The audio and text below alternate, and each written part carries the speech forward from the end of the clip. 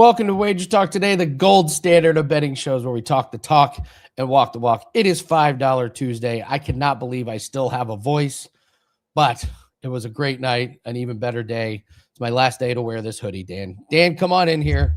You the last day to wear the hoodie, and you've just allowed yourself that you can wear this hoodie for the rest of the damn year. I mean, come on. But I will say, we were just getting ready for the show here, and we have a hell of a show coming your way. Steve Merril, we got Jesse Schule, obviously Andy and I giving you some free plays here along the way, and the Prez going to talk a little NHL action. But yes, Andy, with the thumbs up, as we were getting ready for the show, Andy, I was like, you actually are very subdued. You're ready to go for the program. You're not wiping sleep out of your eyes. I would never have known that your team, who was never a football school, just had one of the most dominant college football runs here. And especially when you put it juxtaposition with where they came from before Signetti, and now you go undefeated, national champions as an Indiana alum. I am shocked, Andy. I would never know that your team just made history last night. Okay. Hot water. Eye drops. Ibuprofen. And I also off screen have an IV drip into my main vein right now is what Andy Lang is. We'll talk about it. Appreciate all the really nice messages. I do have a lot of funny thoughts, and I'll explain tonight. But here's what we're going to do from now on, guys. We want to get started right off the bat with some free picks. So what we're going to do is we're going to move WTF LFG to now. So we're going to start off the show with it. Let's go, Dan. Explain the segment and who are we going with today?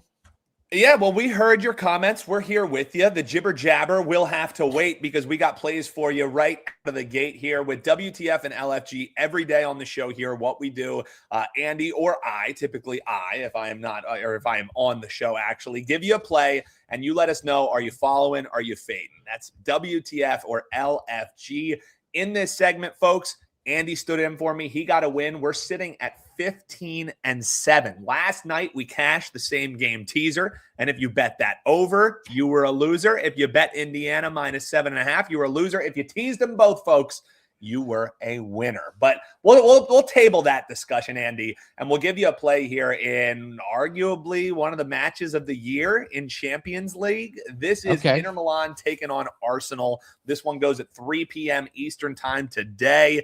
And Arsenal, if you've been paying attention, or even if you haven't been paying attention, probably your soccer fan friends have told you they're sitting atop the table, 6-0 in Champions League competition, really an all-world competition. Arsenal has been solid. Inter enters this game sitting on a 2-game skid here in the Champions League. But what is this? We're seeing a favorite?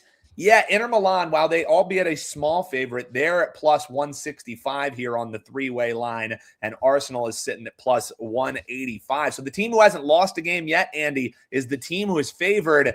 That starts putting my blinkers on and breaking down this game. You know, this is two teams who, as they play in this competition, in soccer, they're playing in a bunch of different leagues as well. And with Arsenal, they have a game coming up in 5 days. They're playing Man U. And you could tell me, oh, well, Inter also has a game coming up in 3 days, and they're playing in Serie A. Yeah, they're playing a team, Andy, who hasn't won a match since November.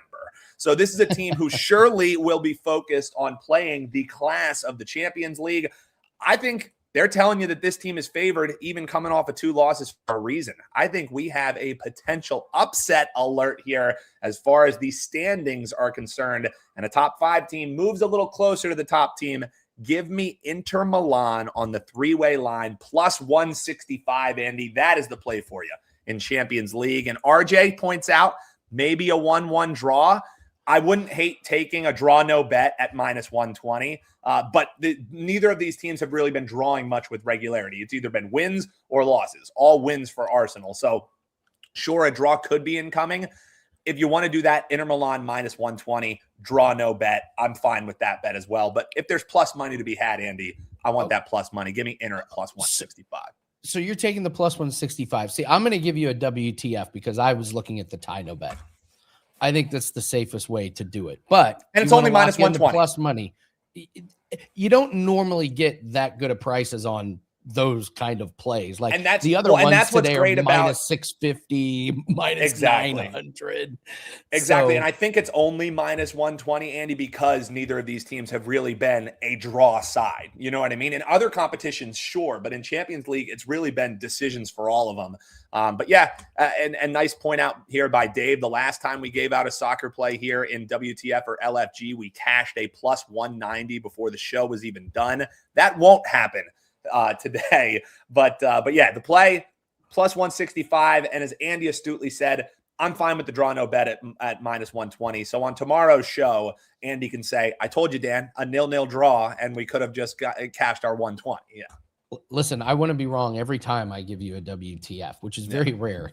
So, all right, that's your official play. That's your official. There's a play out the gate for you guys. There you go. 5 minutes in, you already have a free play that's plus money. Let's ride now, Andy. Okay, well, let's bring on Jesse, and we're gonna give out not one but two winners of the 3-day pass, because we had Indiana covered the first half, but Miami covered the full game. So Jesse, I got to give you props. I said fade Indiana. Everybody was all over that spread. I was pretty adamant that I wanted the first half points, and I'm not satisfied with the decision by Cristobal on 4th and 2 to kick a long field goal. I think the percentages would say you could pick up that first down a lot easier than kicking a 50-plus yard field goal with a college kicker. Bad decision by Cristobal. In fact, that game was closer than a lot of people thought. But, everything I said about the game, I'll stand by it. Let's say it that way. It was a good read. Great game. I was terrified. I was absolutely terrified when we could not. The second half, dude. The second half of that game, I was gonna text Andy, and I was like, that would be the worst thing right now to just be like, Andy, are you sweating this? Because I knew you were probably, because the first half of the game was rocking chair stuff. You know what I mean? It was exactly how we thought that game was gonna play. Rock fight, good defense, and then the second half just exploded. I even started sweating my teaser under. The second half was a tale of two halves for sure, man. But that interception, that ultimate equalizer. Yeah, and you also had that situation where the blocked punt, while exciting, changes the game. One of the things that it did was it put IU's defense right back out on the field, and they were tired. Like, Miami was getting the best of the defense. I like when they let teams be physical in big games, but they missed some calls. They missed a lot of calls for IU. There was a couple pass interference. The targeting shot on Mendoza earlier was an easy, like, even in the moment, it looked like a roughing penalty, but whatever. It was a good one. So, Jesse, you did really good. So we got two winners of the 3-day pass coming, and let's just get started here, Jesse, with let's have a break game, and then we'll pick the winners here. So we're going to go to the Spurs-Rockets game here. There's a pretty big injury. Steven Adams rolled his ankle. It doesn't look like he's going to be playing tonight. He's been one of the most insane offensive rebounding guys. So this, to me, is kind of a bigger loss. Don't know if they're taking that into account. -4.5 on Houston. Spurs 221. They're coming off a big game last night. How do you break this game down? Yeah, Andy, there's been some interesting line moves on this one. If you look at the overnight lines, money's coming in on Houston, and money has come in on the under. This one, the overnight lines had 224.5 for the total. That one sharply bet on down to 220.5. We got some buyback on the over, and we're now sitting around 221.5. And I'm going to focus on the total because something is going on in the NBA these days. I don't know if I'm the only one paying attention, but scoring is down across the league. You can see that the Spurs have gone under the total in 9 of their last 10 overall. On the season, they rank 18th in pace of play, averaging 103.4 possessions per game. In their last 3 games, just 101.8 possessions per game. I looked at the league-wide stats. 24 of 30 teams are playing a slower pace from their season average over their last 3 games. If you just look at the scoreboard the last 2 days, 10 of the last 15 games have gone under the number. And this is a big game for both teams, obviously a big rivalry game. They have played to the under, trended toward the under in head-to-head meetings. And Houston is also gone under the total in 9 of their last 10 games. And you look at that total of 221.5, you think, well, that's a pretty low number. Well, Houston hasn't reached 220 points combined in 8 of their last 10 games. So they're going under the number. They're going way under the number. Houston ranks 27th in the NBA, averaging 101.1 possessions per game on the season. And they're one of those few teams. I mentioned that 24 of 30 teams playing at a slower pace in their last 3 games. Houston is one of those that is the exception of the rule, but it's by a minuscule amount, just 101.4 possessions per game. Houston also ranks 4th in opponent scoring, giving up just over 110 points per game on the season. Given the time of year, and I'm going to mention something else.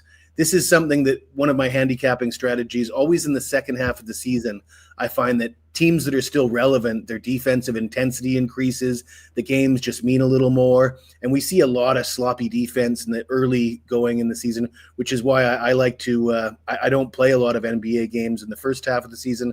I really ramp it up in the second half.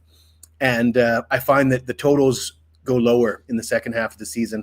And I was looking for some documentation, some evidence to bring to the show today.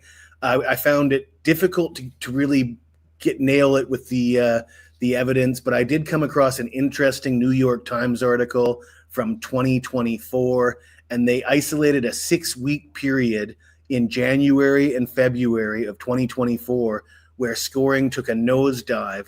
And it was really an interesting read because whoever wrote the article ended up coming to the conclusion that the officials weren't calling enough fouls, and it was a lack of free throw shooting that led to the lower scores. My own opinion, I think the games mean more.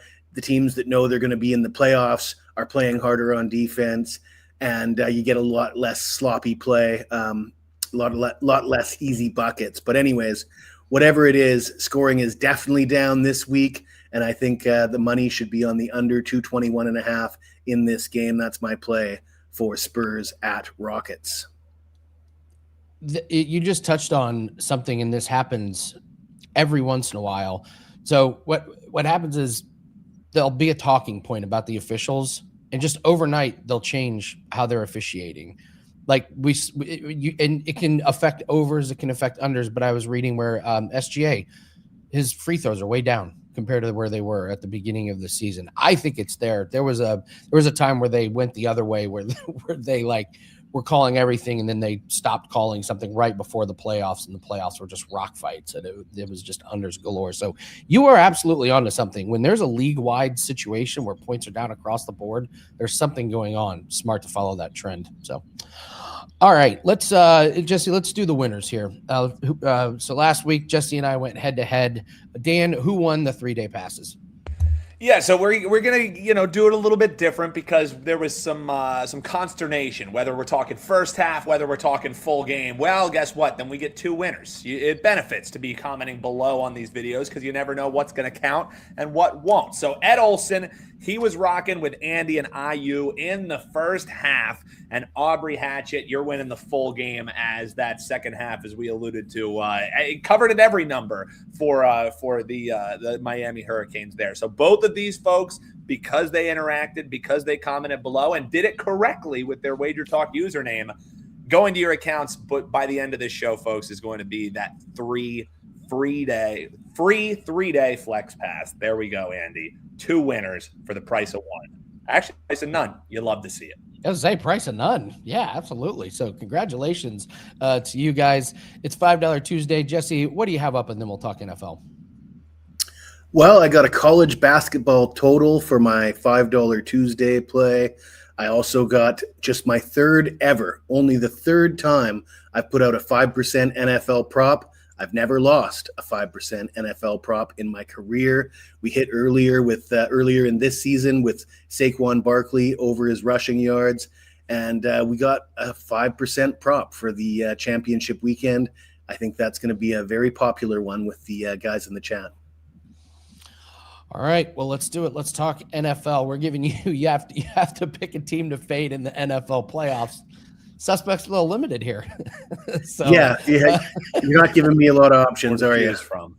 Wait till we get to the Super Bowl. All right, Jesse, who are you fading this weekend? I am going to fade the Lambs, the LA Rams that have looked more like lambs in recent weeks. I got to take you back to week 16 at Seattle. They were up big at halftime. It looked like they were going to win the division, home field for the rest of the playoffs. At that moment in time, the Rams were at the top of everybody's power rankings. They were the favorite to win the Super Bowl. They could do no wrong. Matthew Stafford is the MVP. You might as well just hand them the Super Bowl right then and there. But guess what? Seattle ran the ball down their throat. Kenneth Walker went for over 100 yards, and Seattle just came storming back. Sam Darnold did not play well in the first half. He played excellent in the second half of that game. Seattle did get a little bit lucky as well. But since that game, it's like the Rams defense has sort of fallen apart. Now, they've won back-to-back games here in the playoffs. They didn't cover either of those games. Just squeaked by Carolina, and then last week against the Chicago Bears. Did they beat the Bears, or did the Bears beat themselves? If you look at it, Chicago had more first downs. Chicago had more total yards. Chicago had more time of possession. Chicago lost the turnover battle 3-0. Caleb Williams throws 3 picks. That handed the game to the Rams, and they still needed overtime to get the win. If they play like that against Seattle, in Seattle, I don't like their chances. The line's sitting at 2.5. Wrong side of 3 for me. I think it should be 3.5. Seattle, 15-3 on the season, 7-2 at home. There has been some talk that Seattle's not a great home team, and I think that's a little bit of recency bias. They looked like a great home team against the 49ers. Now, granted, this Rams team is a whole different kettle of fish than San Francisco. They're healthier. Certainly they have the advantage at quarterback, and Sean McVay, obviously a pretty stellar head coach as well. That said, this Seattle defense, the best in the league, in my opinion. They rank first in the NFL in opponent quarterback yards per attempt, just 6 yards per attempt. They rank first in the NFL in running back yards per carry, allowing just 3.7 yards per carry to opposing running backs. And of course, first in the NFL in opponent scoring average. I think they get it done with their defense and their running game. Yes, Sam Darnold is the weaker of the 2 quarterbacks, but he's playing in front of an excellent defense. They got the home crowd behind them. I'll take the Seahawks minus 2.5 in this game. I am so glad you didn't take the easy way out and say, I'm fading Jared Stidham and then the Broncos. I knew that's what everybody in the chat wanted me to do. I know. I have not bet it. I will not be betting on the New England Patriots in that game. There's no chance. I think they got some. Some tricks up their sleeve. Yeah, an 8-point line move from Nix to Stidham. That may seem a little bit rich. We'll have to get Prez's thought on that one, because that does kind of feel a little bit rich to me. Do you agree with that? Well, you're muted. You first throw yourself on the show and you mute yourself, Prez. You're muted. I want in. Well, hold on. I see that, but you muted your microphone. We'll be with you in a second, Prez. I'm not perfect. Okay. I will remove myself. Love you, Jesse. Giving Prez studio powers probably the worst mistake recently in my life that I have made. When Prez logged in, he took me off the screen too. He was just like, screw you, Dan. Here you go. Here's a little bit for you. He made three mistakes in 4 seconds. It was like, I'm not perfect. Because I'm not perfect. That's great. Jesse, do you think 8 points from Bo Nix to Stidham? Am I crazy? I think Stidham is a great unknown, but one thing I think that can't be underestimated, he's playing behind the number 1 offensive line in the NFL. There was a time when people didn't think much of Mac Jones or Daniel Jones or some of these other guys that came out of nowhere. If ever there's an opportunity for a guy to thrive, this is it for Stidham. If he can't do it with this Broncos team, he's not going to be able to do it. I like Sean Payton's confidence. I haven't gotten there yet, but I'm looking for ways to bet on Denver, not looking for ways to bet against them. That's for sure. Awesome. Great stuff, Jesse. Great breakdowns. Great call on Miami covering the spread in the national championship game. Jesse's $5 Tuesday play is up. All right. Good stuff. Andy, we keep the show. What yes. do you? I know Prez is going to put himself on the screen any second now, but before he does so, you mentioned. Oh, see, look, this power needs to be removed from Prez. I will say, but Andy, $5 Tuesday. You mentioned Jesse has a play up, but I'm wondering for you, what are we going with? Are we doing tennis? Because I know tennis has been a freaking cash cow, especially if it's a play that you certainly are liking putting up in that 4 or 5% territory. So is that what we're going with, tennis tonight for $5? Yeah, so I normally do a player prop every Tuesday for $5 Tuesday, but we got a zigzag here. We've had 4% best bets in tennis in the last 7 months. And we won all 5 of them. So Jan came to me last night and said, this is our play. And I'm like, that is a 4% worthy play if I've ever seen it. So I have definitely bet this with my own money. You should too. It's an Australian Open play that goes off tonight. Half of the parlay we mentioned on yesterday's show has cashed already. So we seem to be seeing the sport pretty decent. So grab that one. It's $5. Again, only had 4% best bets in tennis since last June, and we've hit all 5 of them. So it's a rare smash spot in tennis, but when you trust the process and everything lines up, you fire away. So it's $5 up there. You can get there quicker. wt.buzz/AL. All right, Prez. Now get in here. Prez, we brought you on. What are you doing? What are you doing?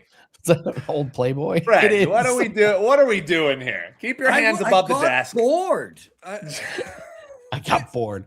Did you know that women in 1969 look as good as women do today? This is how you know Prez is back, and Prez is back with a vengeance. Not only have we had a unsolicited drop in, he was looking at the centerfold when we brought him on, when we were finally actually ready for him, Andy. Yeah, 1969 centerfold, May, my birthday year. A friend of mine bought that for me. So Prez, it's a beautiful present. I always tell people, Prez and I, from the day we met, we just clicked. Prez, I don't collect hardly anything except I have boxes of old Playboys. Boxes. Yeah, I have decades of them. They're great. That's I guess mine got lost in the move, time. Prez. Picture, I think mine got lost picture in the in time. Yeah. So why am I not surprised both you and I have something like that? All right. So Prez, 8-point difference between Bo Nix and Jared Stidham. Okay, so on the best betting show ever, which I think happens to be the best betting show ever. It better be. I'm shocked. But I think your show is the second best betting show ever, which for the record is a huge compliment because there's a lot of freaking shows out there, Andy and Dan, or Dandy. The Dandy. Okay, Dandy, here's on the best betting show ever, we did a futures segment. And I think the Denver plus 1,100, and if you go to the Westgate, it's plus 1,300, is an amazing bet. And instead of betting Denver on the money line in this game, we had Art DeCesar on the show and we worked it out. Ultimately, you can get Denver at plus 1,100 to plus 1,300, depending on where you're betting. If Denver ends up winning the game, miraculous, whatever the case may be, and I can give you an argument why they will, if they end up winning the game, if they play Seattle or the Rams, it'll be around minus 400. So you will have a massive you'll win a ton of money if you bet Denver plus 1,100 and they get through and then you take the other side. So I think that is an excellent futures bet.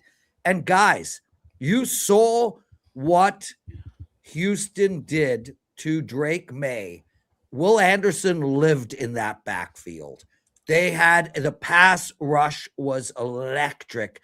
New England really struggles right now stopping the pass rush. I think Bananas, Fofana, and the rest of the boys are going to be all over Drake May. And Sean Payton is at his best when he has adversity in front of him. I'm not going to sit here and tell you Denver's winning this game, but I'm going to tell you that Denver at plus 1,100 is an outstanding bet. That's my take. I agree. I don't think Bo Nix has been that amazing this year. He's made here's some, a question he's made some too. mistakes. Prez, would you consider at all pairing that with like an exacta on the other side? No. You wouldn't? No, because I'm just going to hedge it on the other side if they get through. Okay, right? I see what you mean. But isn't the NFC team going to be favored? Is the only? Yeah, it's going to be around minus 400. I see what you're saying. So it's going to be somewhere between minus 380 and minus 440. And you have a free straddle. Okay, yeah. I love that. I love it a lot more than the Buffalo Bills play, although you were right on the Jaguars game. I'll give you that much, Prez. Yeah, but I will. Listen, I cannot handicap 5 turnovers. I can handicap 3. You can't. Unless you said, oh, wait, Josh Allen does this every year, it seems like. But yeah, I'm right there with you, Prez. Like that is what absolutely blows anything that we do on these shows up in the face is when your quarterback turns the ball over 5 turns, and he had 6 turnovers, or he had 6 turnovers potentially because they got back one of those fumbles. So yeah, I felt for you, Prez. I felt for you. I want to quickly address this person, Tessie Betts. If Denver wins, Art thinks it'll be minus 400. I see it being less. And that's interesting because we're looking at the minus 400 from a look-ahead perspective, and it takes into account how bad everyone thinks Stidham is going to be. What if Stidham comes out on Sunday and plays great, and they win 31-17, and they move the ball up and down the field? Then it's going to be minus 210, minus 280. So that's it. It's only upside is what you're saying at this number. You're only looking at upside. Yeah, I love that. It makes a heck of a lot of sense. If you want another quick futures, Brett, if I don't mind hijacking the show, Minnesota Wild plus 2,000. And the reason is really quickly, they're the only team in the race with a shit ton of draft capital. This is a team, unlike Colorado, Edmonton, Florida, Toronto, Tampa Bay, and Dallas. They have not traded away everybody and every draft pick for the last 5 years.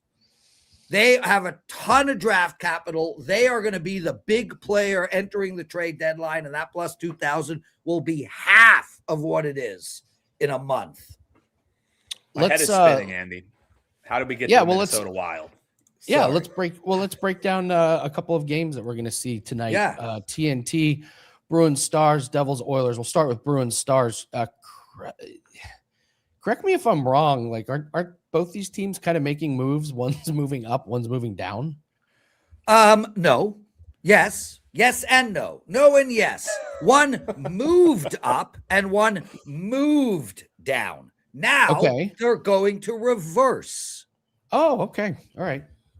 The Boston Bruins, nobody expected this team to be good coming into the season, and they've been outstanding. 28-19, a record.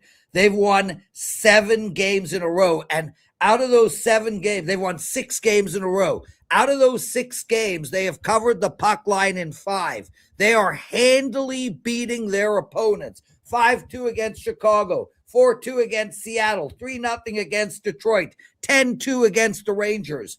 This Boston team is outstanding right now, but they are about to hit the skids. This team is not good enough to sustain a 7, 8, 9, 10 game winning streak. This team is about to crash. And I'll tell you, you can look. If you go into the numbers deeper, you can see what I'm saying. When they beat Detroit 3 games ago, they outshot Detroit 41-24. They outshot the Rangers 34-29. They did not outshoot Chicago. They only put 23 shots on net against Chicago's 24. They did not outshoot Seattle 24-28. They did not carry the puck. The puck possession was less in the last 2 games. They were not in the offensive zone as much in their last 2 games. They are slowly regressing in front of our eyes, but not on the W column. That happens tonight. Dallas is in that interesting spot, guys.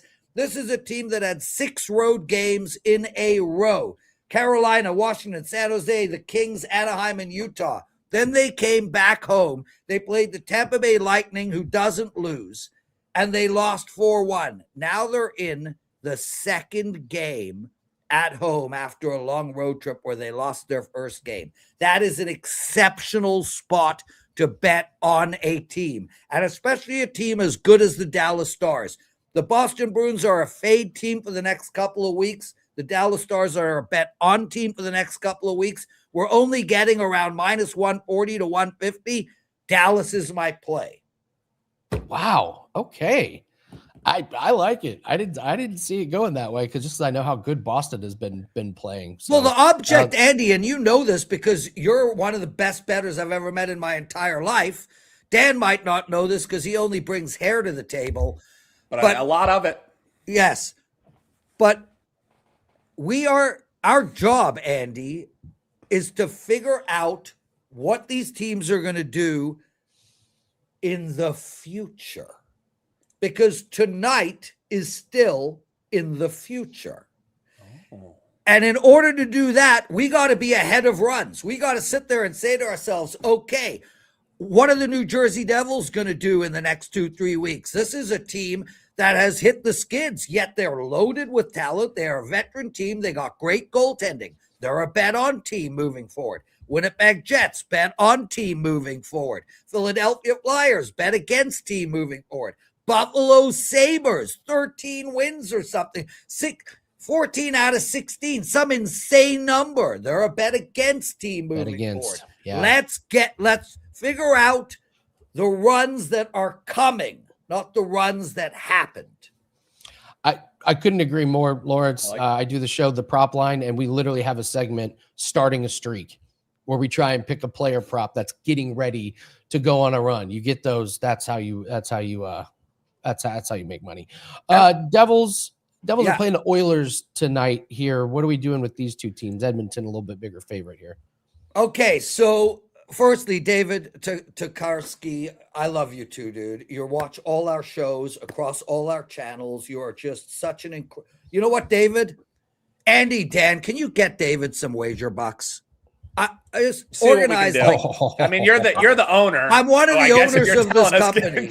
Organize some wager bucks for David. All right, we're on it. I don't mean to put it on your case, but the dude deserves it. Okay. We bring the star of the best betting show ever onto WagerTalk Today, and Andy, somehow we leave with homework. This is ridiculous. Yeah. But for you, present for David, anything. I love you guys. Okay. Well. So I like the under a lot in this game, guys, and I understand that we don't want to. It doesn't feel right betting unders in an Edmonton Oiler game. But I mean, this Edmonton Oiler team has gone under 3 games in a row, 4 of their last 5. They have held St. Louis and Vancouver, their last 2 opponents, to 0 goals. That's 6 periods. 6, not 6, 6. 6 periods without allowing a goal. They've allowed 1 goal in their last 3 games. They've allowed more than 1 goal 1 time in their last 5 games. They are playing outstanding defensively, and their goaltending is playing well. And this New Jersey team is not some offensive juggernaut. They just put up 2 against Calgary, and 1 was in overtime, so 1. And they put up 1 against Carolina. They've scored 2 regulation goals in their last 2 games. Plus, I think that New Jersey is going to go on a run. They've won 3 of their last 4. And in order for New Jersey to win games, they need to play low-scoring hockey games. There are 6.5s out there. Take the under. You guys are going to kill me. Head office is going to kill me. Why are you giving out wager bucks randomly without telling us? I can guarantee you because JD, Johnny Detroit, always has the show on like in his office. I guarantee you he's like screaming across the hall to M2. And this is what, you know what? You know what they all should be screaming? Damn right, Prez. David's the best. David deserves a shout out. David deserves some wager bucks. We love David. We do love David. David was one of the OG winners of our 3-day pass. Exactly. When we started doing head-to-head bets on this show. So it's real good. And David is one of our WagerTalk insiders, which we also can't say enough about. We're approaching, guys, 800 or more people who have joined WagerTalk insiders, and it's less than $5. I think it's $3.99. You get early access to all of our videos. When Prez's show goes live, as it's in the back end processing in YouTube, you get to be the first people that see it. So that info from Art the Caesar or that's before these lines move. Sometimes by the time the videos go up, the line moves have already happened. We try and get you this info as quickly as we can, but the insiders get it even quicker, and it's $3.99 to do it. Okay, there you go.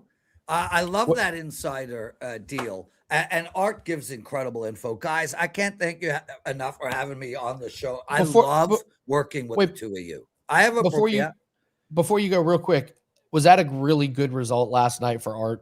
Was he saying we need Miami all week long? So here's the interesting thing about that. Their futures was so they were done if Miami won the Natty. Not done, but I mean, I didn't even think about futures. They would have got annihilated if Miami won the Natty. And they were like 80% Indiana on the game. The whole thing worked out, of course, perfectly. Of course, and you know what? Doesn't that always work out perfectly for the books? I mean, they won.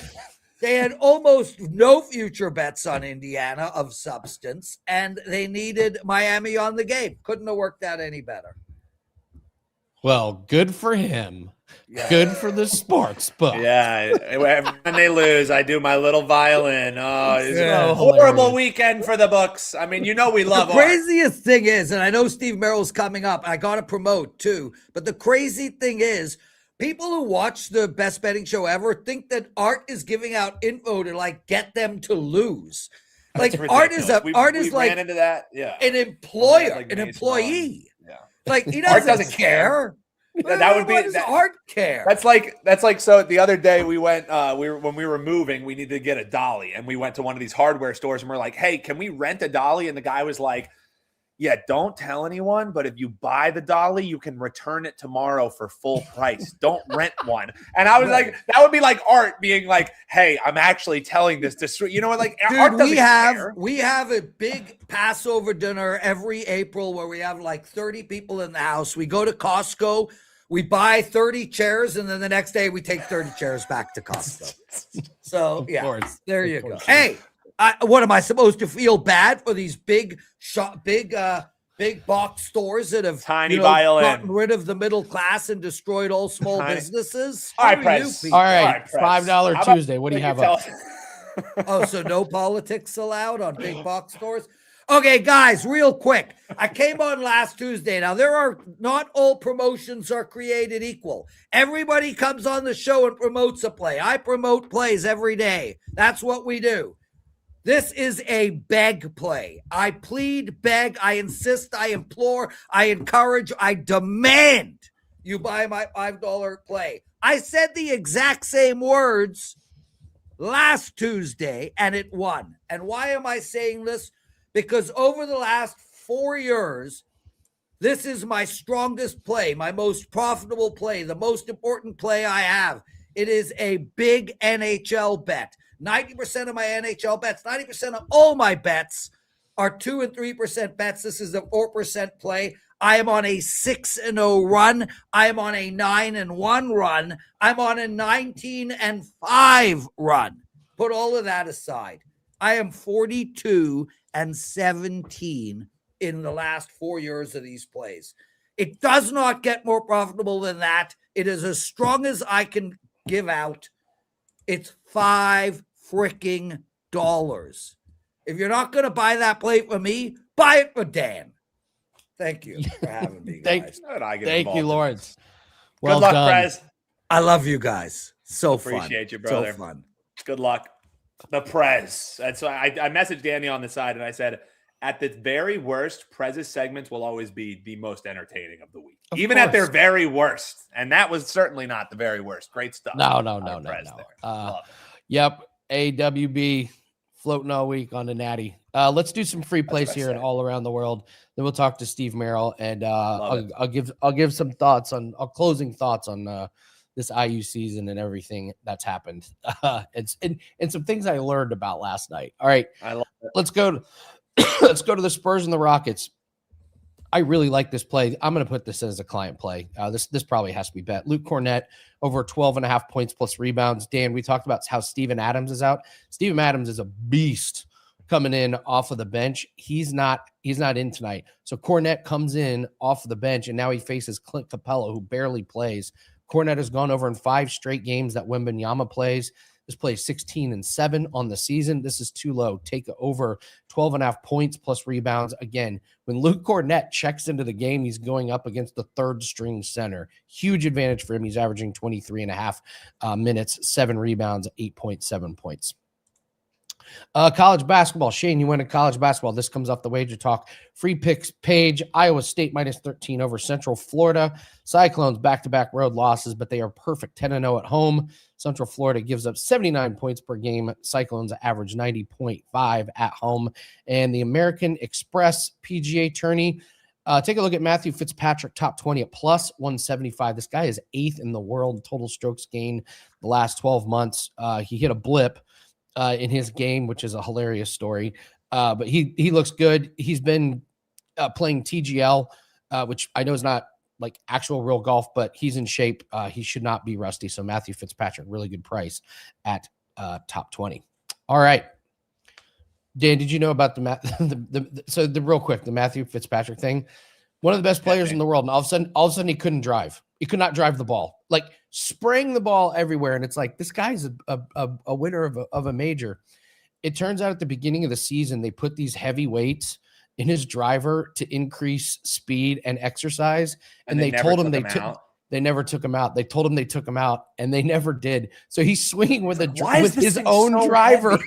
His driver's like way heavier. They took him out immediately back to being one of the elite players. So he was the anti-Happy Gilmore. He could do everything but drive. And he's like, what the hell is happening here?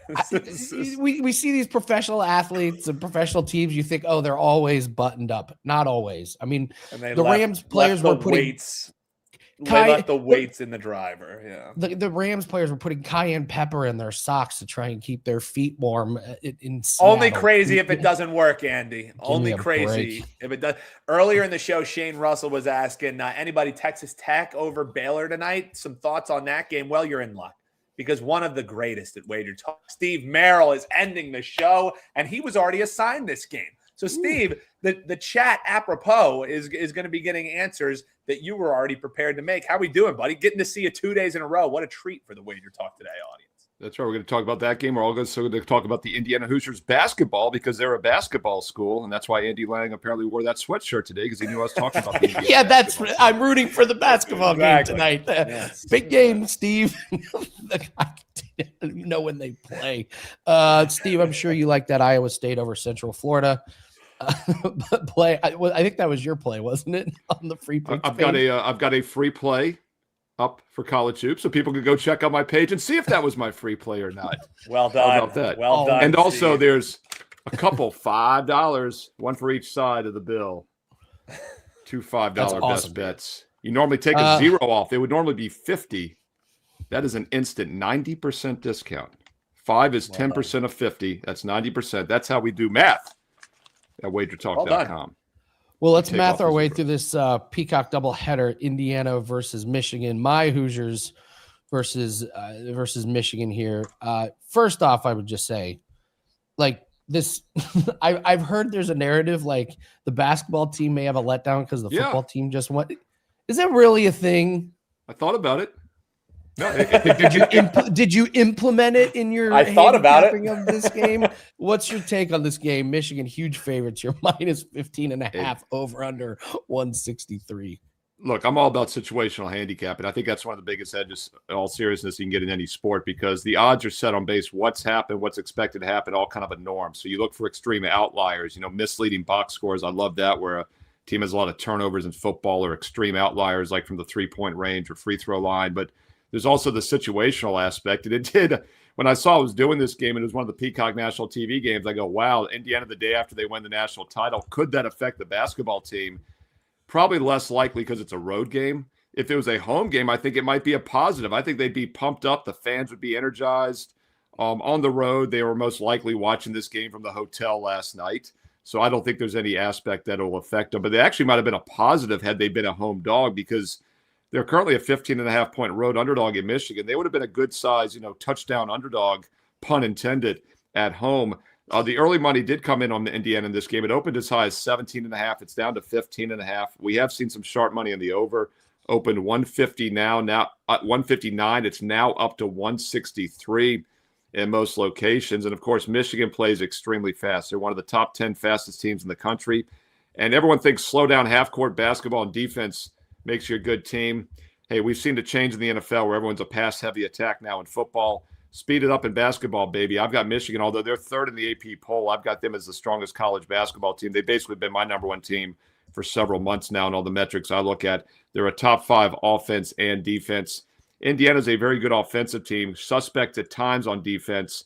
And Michigan, put this in perspective, they have the best 2-point percentage offense and defense in the country. 365 teams, and they shoot 64% from 2-point range, and they allow just 40%. That's number one ranked at both ends of the court.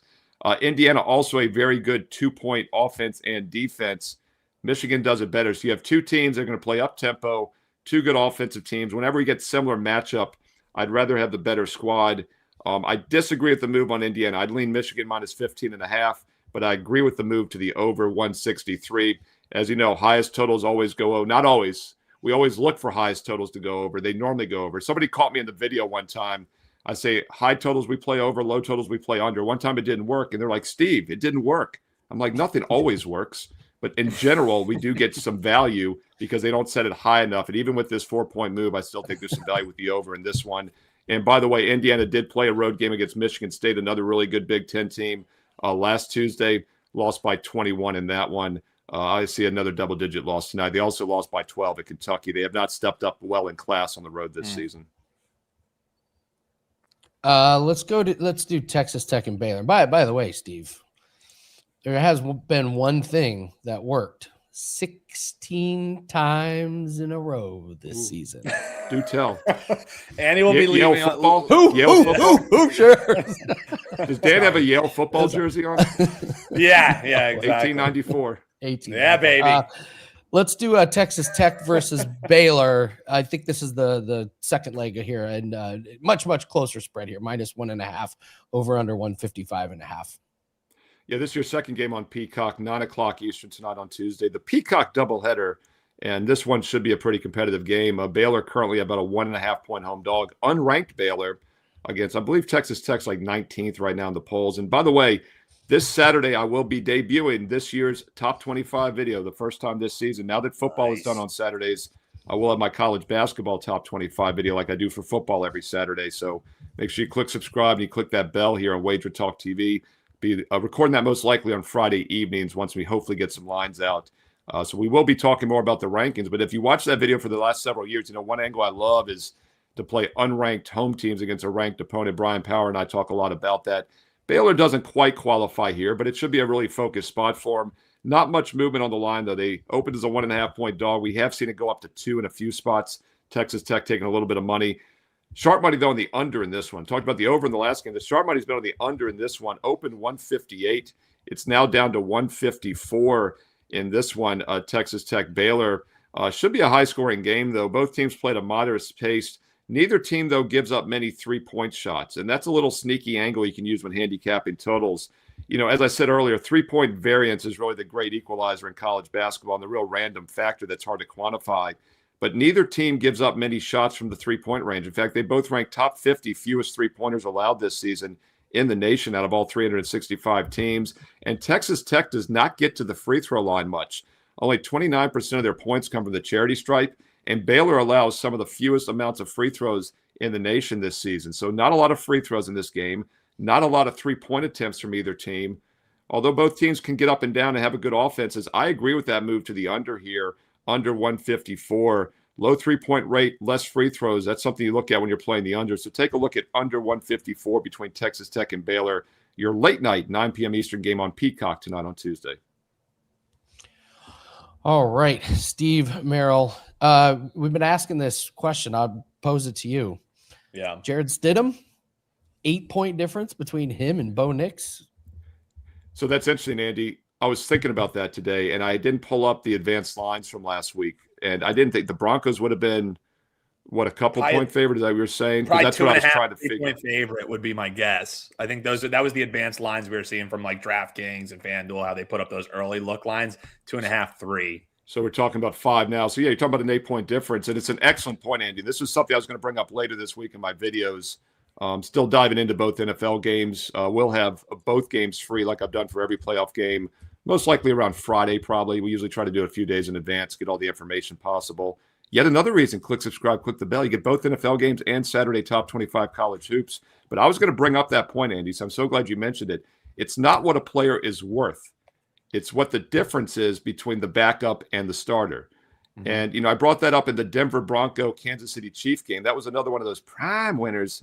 They thought it was done. I've had people begging me to say prime this entire playoff season. I still worked it in. But seriously, that was a huge adjustment between Minshew and Mahomes. And then we had another drop-off with the third stringer. I can't remember his name now. It was Chakakam. What was it? Shaka Khan? Anyway, it was like a 16-point difference. And I said, that's too much. The Chiefs covered and lost the game. I don't think Bo Nix is anything special. He's had a solid season. He's serviceable, but he's a mediocre quarterback. Denver wins with defense. They win with their running game. Excellent point. I don't think there's an 8-point difference. Haven't decided yet which way I'm going in this game. Might look at some props as well. But, yeah, excellent point. That's how you have to handicap injuries. Mm-hmm. And we talk about it so much with the NBA, right? We see these teams, the line moves 7-8 points when the star player is out, and the team still win outright. And the reason is because, yeah, that guy's great, but the guys have been getting half as many shots when he's on the court now take twice as many shots, and they can score in their sleep. That's another reason why those injured NBA teams continue to cash. All right, good stuff, Steve Merril. Appreciate you name? As always. Who? The third stringer for the Chiefs. I honestly cannot remember. I thought you nailed it with Shaka Khan. It was something like Chokamam. Yeah, it was something that I leave it to you to pronounce in the videos. Shaka Khan. That's a great song. I have enough trouble keeping up with the people's names who are actually going to play and contribute to the team, let alone the third stringer for the Kansas City Chiefs. You know. How about this real quick, guys? I mean, Stidham was with the Patriots. I got to pull up the data still. I hadn't dug into that yet. But Edge, does he have some insight? I mean, obviously Vrabel wasn't there, so it probably doesn't apply. Yeah, but McDaniel, he worked closely with McDaniel, so I don't know if he knows enough of what they're doing schematically now. You also have a new quarterback and everything like that. You could argue that McDaniel's probably going to know an edge against him, but my big thing with this whole like Nix to Stidham thing is so often this year when I was making a cap on the Denver Broncos, very rarely did my handicap include I'm making this bet because of Bo Nix being the starting quarterback of the Broncos. So a lot of the time you were handicapping this team around what you got from the quarterback. So when you were capping this team, it was what they brought you on the defensive side of the ball, what they brought you from a home field advantage standpoint. Does that really change with the quarterback? It's something fascinating to kick around with you guys all week long. Steve's going to have videos on it. And of course, we'll be asking the chat the thoughts on how this really affects, because it's a pretty interesting situation. And Patriots fans know backup quarterbacks in big time games. It's been pretty good for the backup quarterback. That's all we'll say. Nick Foles. What do we got? $5 Tuesday, Steve Merril. What are we looking so Dan, real quick, I pulled up Stidham's numbers here. The 2 years he played meaningful minutes in 22 and 23 with the Raiders and Broncos. He has not played at all he has not thrown a pass the last 2 seasons with the Broncos. He had over 1,000 passing yards and an 88.5 QB rating those 2 seasons, 88 and 89. Very consistent. And I don't have Nix in front of me, but I'm pretty sure Nix is in that 80 range, probably career QB rating. So, yeah, I don't think it's an 8-point difference, and it's definitely something I'll talk more about in those videos this weekend. Yeah, click subscribe, click the bell here, WagerTalk TV, instant alerts when all those free play videos go up. Bonus free college basketball play as well for Tuesday, along with 2 best bets, one in the NBA, one in college hoops. And I really like this college play tonight. I think it's a great situational play. Like I was talking about earlier, I love situational handicapping. Both $5 each. If you wanted to try out my basketball best bets, today's the day to do it. $5 Tuesday. Steve Merril, WagerTalk.com. Get there quicker. WT.buzz/SN. You see it on the screen. Dan Alexander, the best in the business at popping graphics. He don't pop Great pills, stuff, he pops Steve. graphics. No, sir. No, sir. Appreciate it, man. Thank you. Thanks, Steve.